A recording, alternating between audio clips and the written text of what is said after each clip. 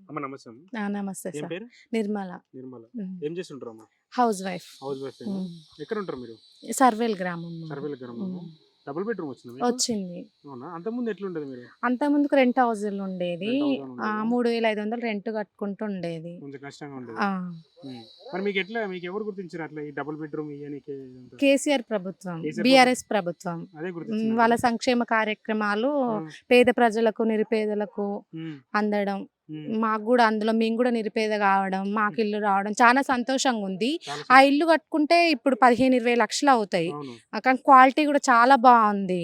ఇక్కడున్న చెట్లు గూడా హ్మ్. మొత్తం పార్క్‌లాగా కట్టేసిర్రు. ఓకే. ఒక ఒక మాకు అపార్ట్మెంట్ లేక ఒక అనిపిస్తుంది. అపార్ట్‌మెంట్ సిటీలో నివసిస్తున్నట్టుగా మీకు ఉందన్నమాట మాకు. గవర్నమెంట్ ఇల్లు ఉన్నట్టుందా? లేకపోతే ప్రైవేట్ అపార్ట్మెంట్‌లో లేదు, ఉన్నట్టు అపార్ట్‌మెంట్‌లో ఉన్నట్టుగానే ఫీల్ ఆ అవుతున్నాం. కంఫర్ట్ ఆ ఉందంటారా ఇది? కంఫర్ట్ ఉంది ఇక్కడ. మరి ఇదంతా ఎవరు చేస్తుండొచ్చు ఇదంతా? కేసీఆర్ ప్రభుత్వం, కే బీఆర్ఎస్ ప్రభుత్వమే చేస్తుంది. కేసీఆర్ చేసిండంటారా? కేసీఆరే చేస్తుండు. ఒకవేళ అంటే కేసీఆర్‌కి చెప్పాలంటే ఏం చెప్తావు? ఇప్పుడు డబుల్ బెడ్‌రూమ్ ఇచ్చిన సంతోషంలో నువ్వు ఆ! కేసీఆర్‌కి ఒక మాట చెప్పాలంటే? కేసీఆర్ మళ్ళీ ఇప్పుడు కేసీఆర్ సీఎం స్థానంలో ఉండు గదా! హ్మ్. వచ్చే ఎన్నికల్లో ప్రధాని స్థానంలో ఉండాలే. హ్మ్. అలాగే మన కేటీఆర్ సార్ గారొచ్చేసి సీఎం స్థానంలో ఉండాలి. అచ్చా! ఇద్దరు పనిచేసినట్టు. అట్లుండాలి. ఓకే. ఓవరాల్ మీ దిక్కు మళ్ళా కూసుకుంట్ల ప్రభాకర్ రెడ్డి ఇక్కడ టీఆర్ఎస్‌ని ఆ! సపోర్ట్ చేస్తుండు. రాజగోపాల్ రెడ్డి కొత్తగా కాంగ్రెస్‌లో రాజగోపాల్ రెడ్డి పూటకో పార్టీ మారుతుండు. హ్మ్. మొన్న పోయిన ఎలక్షన్‌లో 18,000 కోట్లు తీసుకొని హ్మ్. భారతీయ జనతా పార్టీకి బీజేపీలోకి మారిండు. పోయిండు. బీజేపీకెళ్ళిండు. హ్మ్. కానీ కూసుకుంట్ల తెలంగాణ వచ్చినప్పటి నుండి ఉద్యమంలో గూడా అతను పోరాడిండు. హ్మ్. సంక్షేమ కార్యక్రమాలు జేస్తుండు. హ్మ్. అప్పుడు మేము చిన్నగున్నప్పుడు ఎమ్మెల్యే, ఎంపీ అంటే ఎవరో తెలవదు మాకు. ఓకే. కానీ ఇప్పుడు ప్రజల మధ్యలో తిరుగుతుండు. ఎవరు? ఇప్పుడు బీఆర్ఎస్ ప్రభుత్వ నాయకులు ఎవరైనా కూసుకుంట్ల ప్రభాకర్ ఇంటింటికి రెడ్డా? ఓకే. కూసుకుంట్ల ప్రభాకర్ రెడ్డి అయినా, బీఆర్ఎస్‌కి సంబంధించిన ఏ కార్యకర్తలైనా. నాయకులైనా గానీ, హ్మ్. ఈరోజు మాకు కేసీఆర్ గానీ, మంత్రి గానీ, ఎవరైనా గానీ ఇంటింటికి తెలుస్తుండు. ఒక పలానా వ్యక్తి అంటే హ్మ్. అతను తెలుస్తుండు. అప్పుడు మాకెవరో గూడా తెలవదు. ఓకే. హ్మ్. మీకు ఒక కార్యకర్తలకి గుర్తిచ్చారా? లేకపోతే మీకేమైనా పైసలిచ్చారా? ఇట్లా మీకు డబుల్ బెడ్‌రూమ్ అనేది మీకు గుర్తింపు లేదు, నిరుపేదలం గదా! నిరుపేదలనే ఇచ్చారా? నిరుపేదలైనానే ఇచ్చిర్రు. ఒక్క రూపాయి గూడా ఎవరు లంచం ఎవరు తీసుకోలేదు. తీసుకోలేదు.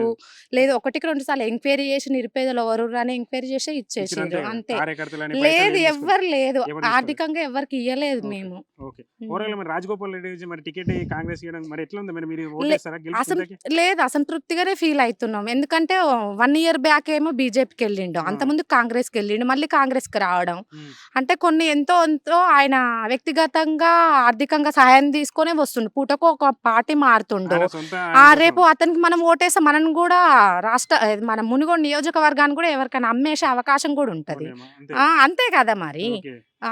ఆయన సొంత దాన్ల కోసం తిరుగుతుంది తప్పితే తిరుగుతుండు. ప్రజల ఆయన కోసం వ్యక్తిగత ప్రయోజనాల కోసం తిరుగుతుండు. అంతే. ప్రజల కోసం అయితే ప్రజల కాదు. కోసం తిరగలేదు. అదే కూసుకుంట్ల ప్రభాకర్ రెడ్డి గారు హ్మ్. ఇంటింటికి తిరుగుతుండు. ఓకే. చిన్న పిల్లలకు గూడా తెలుసు. ఓకే. ఎమ్మెల్యే అంటే ఒక రెస్పెక్ట్ ఇస్తారు. ఓకే. హ్మ్. ఓవరాల్‌గా నెక్స్ట్ మళ్ళీ ఇంక 40 రోజుల్లో ఎలక్షన్స్ రాబోతుంది. హ్మ్. మళ్ళీ ఎవరు ఎమ్మెల్యేగా ఇక్కడ మునుగోడులో గెలవబోతున్నారు? పైన సీఎం ఎవరు కావాలనుకుంటున్నారు? సీఎం మన కేసీఆర్ సారే వస్తాడు కన్ఫర్మ్‌గా. ఆ! కూసుకుంట్లనే వస్తాడు ఎట్లా. ఇంతేనా? ఇంతే. ఓకే. Thank you. హ్మ్.